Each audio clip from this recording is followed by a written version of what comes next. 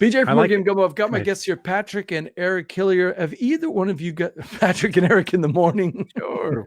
That was a strange one. Have either one of you guys played a little tiny game from a small publisher that has kind of flown under the radar lately? Have you guys played Tapestry yet? I always like to bring the games that no one's heard of, just to kind of shock you. You're a real hipster here. Yeah, you are. Have either one of you guys played Tapestry yet? I've seen it on a table, but no. I played one game of it at 2 players. A 2-player? I have not played it at 2, and I'm not that excited about it. How did you do it when you played Tapestry? How did you set it up with 2 players? Did you add in the Shadow Empire or not? No, I was taught by the person that was playing it. I mean, maybe. I don't think so. I don't remember a Shadow Empire. Was there just 2 factions on the board then, basically? Yes. Okay, good. But that is the way to play it. But one alternate way to play it is to have I think you can have 1 extra faction on the board. That makes sense because Stonemaier likes to do Automa extra, and you can play solo with them. Yeah, that computes. But no, we did not do. We just played the 2-player. Do you feel like you've dove into it enough to at least give a first impression, or it was all right? Yeah. It was not the worst game I've ever played. It was not the mind-blowing best game I've ever played. I think the people on BGG that are fighting out whether it's 10 stars or 1 star are all hysterical. I thought the 4 advancement tracks were interesting, and I thought the little individual puzzle you have where you're trying to fit those 3-dimensional buildings on your little grid. That little tetromino little thing you're trying to do was interesting. I thought the map in the middle of the game where you're expanding and building on the map, I thought that was lifeless and dull. Forgettable. Yeah. Oh, and the Tapestry, top decking the Tapestry cards is just rough. Yeah. Some of them are so situational and some of them are so much, I don't want to say they're more, I'm not going to go out and say I played the game once. I don't know if they're balanced, but I could tell you at certain points of the game, some of them are way more useful than other ones. Sure. So. Yeah, and it is weird that so many people are reporting, and it's not just us. We've had it happen in one of our 2 or 3 plays, but it's a lot of other people. You can top deck at the end just because you advance all the way in and pull an amazing civilization, or you could pull just a dud. You know what I mean? Just different things like that happen with those Tapestry cards where it's just.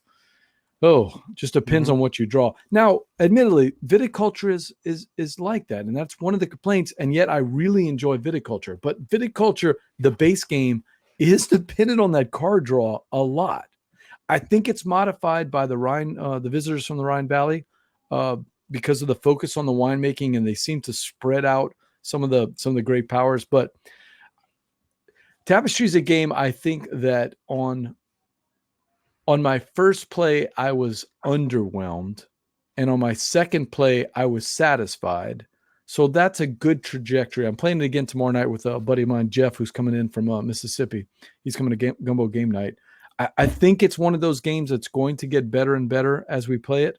But I don't think the center board is ever really going to get anything more than kind of forgettable. It's just not that big of a deal. I don't know. Maybe there's going to be certain factions. The first play we had military, I was the traders, and the third person was the isolationists. So the board meant nothing. We weren't interacting at all. The military wanted to fight with everybody. Nobody wanted to go near them, Does that make sense? I wound up playing against the military player when I played, and he didn't do any military. So, I mean, he wasn't being pushed hard enough. And we had a close game, so it's not like he just didn't play well. I mean, it was just, I wound up attacking him more than he attacked me. I do like the tracks. I sort of like the city part, sort of, because I like tile laying games, so it sort of feels like that a little bit. But again, this is just me, but it just seemed like it needed one more round of streamlining and development to make it into a better game. Also, I found those giant clay plastic miniatures you were putting on the board would have been better served by tiles, by much cheaper tiles. Yeah, I could have went in a much smaller box because they weren't. I wasn't even clear. Like, is this one a square? Is this one a rectangle? Like, it's weird because I absolutely love my New York 1901 buildings up here. I love playing with those things, but I I told my buddies, I was like, these landmark buildings are just driving me crazy, man. I'd much rather have some tiles in them. I was watching a demo of it at the little con I was at, and the lady describing it said, "Watch out for these because they look really cool, but they don't really do a lot in the game, and That's accurate. They're distracting because everyone wants to buy them because they're this giant piece that look, you think that they're really important because of the way they look. Half of those giant things you can't fit in your grid layout anyway. So right." They end up hanging out on the side of the board, which we looked in the rules to make sure is the rule. Yeah, that is but then you feel like you're doing it incredibly inefficiently. So the interactivity wasn't quite there, but at the same time, the thing that I did like, I like the individual parts to it. It's the weird game that's the opposite of where some people say the sum is greater than the parts. Yep. No. The parts seem to be greater than the sum in this case. And they also don't really feel like they're thematically meshed together well to me. Gosh, you guys sound so excited. I really want to play this game after you've talked about it. Yeah, I don't know if I don't know where you're going with the theme part. Some people are complaining a little bit about how you can get to the printing press, and I'm just making. No. I mean, you can get to the printing press. No, I know what you're going to say, and then you're doing time travel, and exactly. You're clicking. That never bothered me. Fire. I don't care about that. I actually think that's fun.